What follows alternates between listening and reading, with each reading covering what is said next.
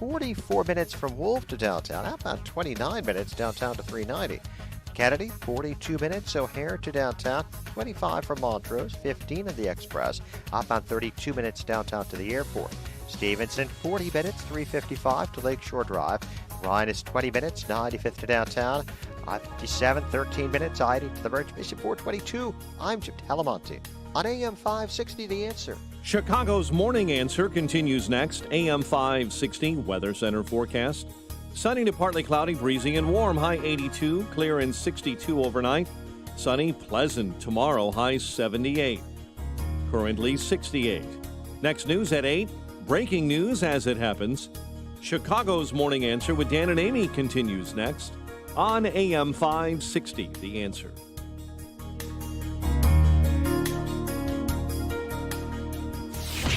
From the Matrix Home Solutions studios, this is Chicago's Morning Answer on AM 560, The Answer. Listen to AM 560 The Answer online at 560theanswer.com, on the AM 560 mobile app, on your Alexa-powered smart speaker, and on TuneIn, iHeart, and on Odyssey. Only the biggest stories, only the biggest guests, and only the biggest opinions. This is AM 560 The Answer. Top of the morning, Dan and Amy. And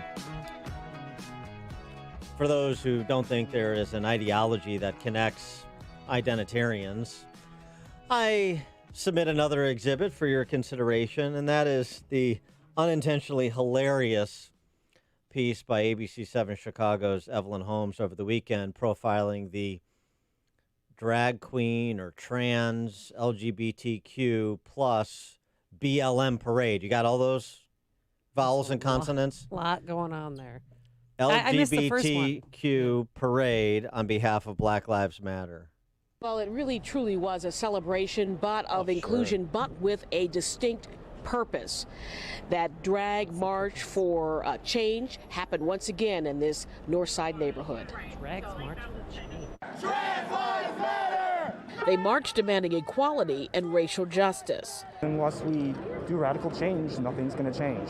Once again, the drag march for change took to the streets on Sunday afternoon. As a black man, it's very important for us to be here supporting the LGBTQ community because it helps us understand how we intersect and overlap. Although in its second year, the protest stepped off at Belmont and Halsted in the city's LGBTQ neighborhood formerly known as Boys Town. It is, though, 70-year-old Brian's first time here after coming out to his family and friends at the start of the pandemic. And it feels great. Today's march had an expanded message of inclusion for the Black transgender community and other marginalized groups. Inclusion of trans people especially. Organizer Joe Mama, who is also known as local bartender Joe Lewis, says there has been some positive change over the last year, but nearly not enough. So we really need seats at the table for black and brown faces and bodies and experiences. Supporters of the protest march want the city to reduce Chicago police budget by 70%, redirecting those funds to social service and community programs. They also want uniformed police banned from marching in pride festivities. But for 57-year-old transgender woman Raven Bonte, the day is about acceptance and love and being okay with who you really are. And all I'm asking, just let me be a human. Now, they also had speakers at the end of the march, which is about 4 or 5 blocks just north of where I am. Yeah, that's enough, Evelyn. LGBT, just let me be a human. Human? Really? Oh, okay. Someone's denying you that right? I also just fascinated by the 70-year-old who came out just prior to the pandemic. Came out, what, 69 years old? Okay. Hey, it's never too late. Sure. Never too late, Dan. Yeah, it's fascinating. For commentary on this and this whole topic area of the LGBTQ plus with the emphasis on T, pleased to be joined again by Abigail Shrier. She's a writer living in Los Angeles and author of Irreversible Damage, the transgender craze seducing our daughters. And oh, by the way, we're giving away copies of Abigail's book, Irreversible Damage, in June. To enter, to get a copy of her book, go to 560theanswer.com/books, 560theanswer.com/books. Enter by the end of the month, by June 30th. Abigail, thanks for joining us. Appreciate it. Thank you.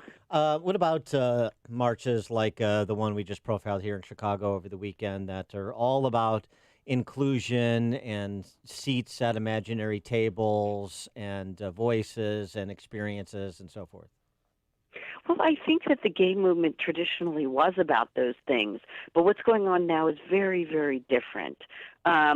And the reason is because gender ideology, that the ideology that insists that anyone who says they're a woman really is a woman, that biological boys can compete in girl sports because they're entitled to it, and that parents have no say in whether their children transition medically. That's a very different movement. It's a very different ideology, and it really strikes at the heart of the American family. So in your book, Irreversible Damage, I mean, did you interview and talk to people who got this surgery and then wanted to take it back, so to speak? Because I know there was a 60 Minutes piece a few weeks ago where they focused on people who regret the decisions that they made. Absolutely. That's the reason I wrote the book. So if these young women, I wrote the book about young women who are suddenly out of nowhere, after never before experiencing so-called gender dysphoria, the severe discomfort in one's biological sex, never experiencing it in any significant numbers, they're now the leading demographic. And so the book took a real look at why. And of course, because these young women don't have traditional gender dysphoria. They don't. It seems to be more of a social contagion. There are very high rates of regret. And if these young women were transitioning and leading happy lives, very content as the opposite sex, I never would have written the book. But unfortunately, they're going through, irreversible damage, and the part of the damage is the regret. You wrote a piece for City Journal that included a couple of anecdotes, too, about how sort of the state is aligned against the parents when it comes to navigating these issues with their kids. And one anecdote in particular, you tell the story of a Pakistani immigrant and the problem that he and his family had with their son and how that interaction with the state ensued after they checked him in for some mental evaluation. That's right. I mean, he was one of several parents I talked to where they took the kid in for a real, genuine mental health crisis. He, at the time, was suicidal, this young boy who was also autistic. And the state and Seattle Children's Hospital made it clear that they expected the parents to affirm the new chosen gender, something he had chosen while very vulnerable during his stay at the hospital, and affirm him and start him on a path to medical transition. And if the parents wanted them back, they were sort of expected to do these things. And it was one of several parents I talked to. The laws in states like Washington, Oregon, and California give enormous powers to minors to go ahead and start medical transition and make parents powerless to stop them. I remember back in the day when you had to go through a year of counseling before any surgeon in America was allowed to touch you. When did that go away? Well, part of the change, there were a few changes, and one of them was in 2012, WPATH, which is the large, the umbrella transgender health organization, decided that medicine should be available on an informed consent basis. That means, and hormones and surgeries should be informed consent, meaning all a patient needs to do is sign a waiver that they're aware of the risks. So it becomes a lot like an amusement park ride. Whatever the long-term risks, you don't need mental health counseling any longer. You don't need, to try out to make sure this is right for you. You just sign a waiver, and you walk out that day with a course of testosterone. And depending on the state, you could be as young as 15 in the state of Oregon, or perhaps 13 in the state of Washington, and go ahead and get started. You mentioned this, at least in part, the product of a social contagion. There was a study done a few years ago now, I guess, by Lisa Littman at Brown University about this very topic of whether or not the spike in people identifying as trans was the result of social pressure and social media and the communication and persuasion that goes on those platforms. And, of course, Lisa Littman was then immediately sidelined, and there was a hue and cry by most people about her research because they didn't like the conclusions that were drawn. Talk more about the social contagion and what we should understand about that that as a relevant factor in this discussion of kids moving back and forth in terms of their identity? Sure. So we know what gender dysphoria looks like. It was traditionally, we have a 100-year diagnostic history, and this severe discomfort in one's biological sex was always, it was predominantly little boys. It came on ages 2 to 4, and it was little boys very insistent that they were the opposite sex. Now, out of nowhere, the leading demographic is teenage girls with no childhood history, and it's clustered in friend groups, meaning if your friend group, decides it's transgender, it's a much higher chance that you will as well. These girls are going to Planned Parenthood clinics together in groups. They're giggling in the waiting rooms. As one Planned Parenthood, ex-employee told me. I mean, they, the Planned Parenthood is a very, very large distributor of testosterone, and they're doing it sort of as a celebratory experience, but also a way to escape their very real pain that they're in. They're in a mental health crisis, very similar to anorexia, bulimia, and other instances in which teenage girls shared their very real pain and decided this was the problem. I'm so fat, or in this case, I'm really a boy. And if and I mean, important, going back to that anecdote you shared about that Pakistani immigrant and his son and his family. If you say the wrong thing when it comes to going against whatever some clinician at the gender clinic says, or what your confused child is saying per their conversations online, then it can quickly escalate to Child Protective Services. That's right. That's what I'm finding. So not only, are therapists and doctors, incredibly pressured to perform so-called affirmative care. That's immediately affirm the patient's self-diagnosis and start them on a course of testosterone. But now I'm hearing that parents are, the moment that they are not on board with, affirmation and, beginning a process of medical transition, that this can very quickly escalate into a situation where their custody is threatened.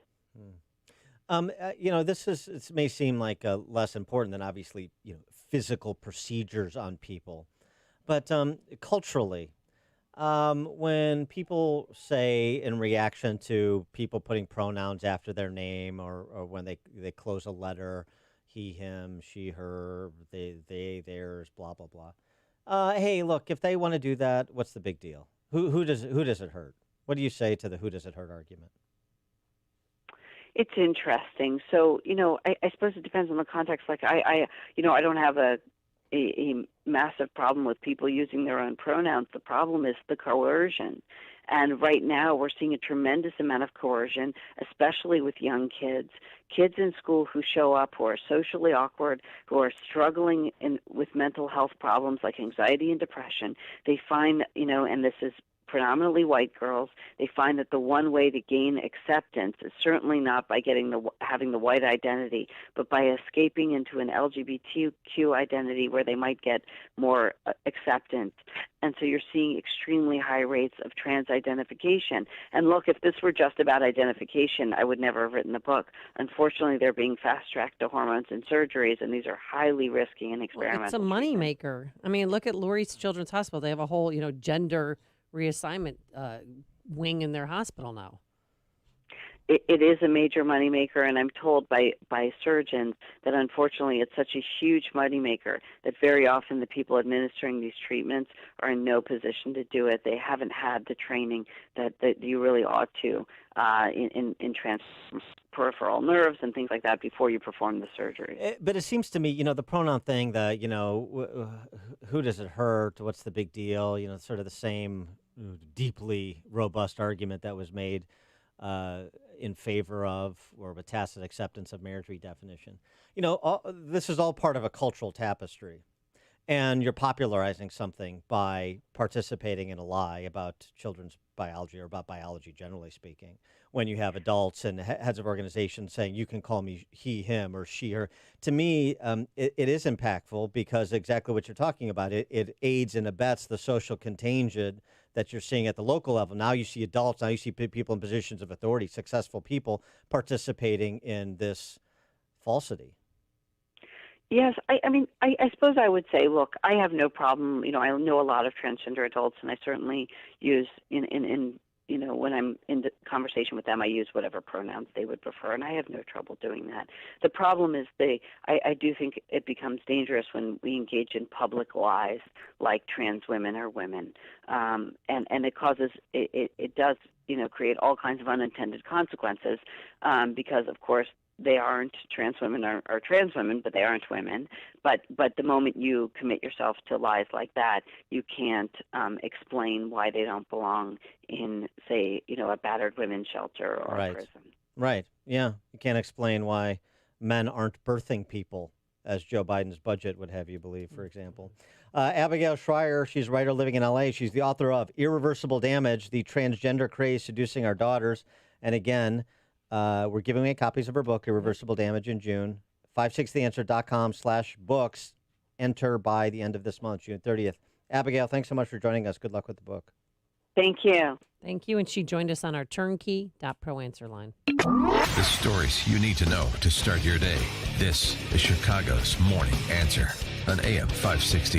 The Answer. Balance of Nature's fruits and vegetables in a capsule. Changing the world, one life at a time. I'm 68, and I work 7 days a week, and I always have energy. And I didn't before, so it has to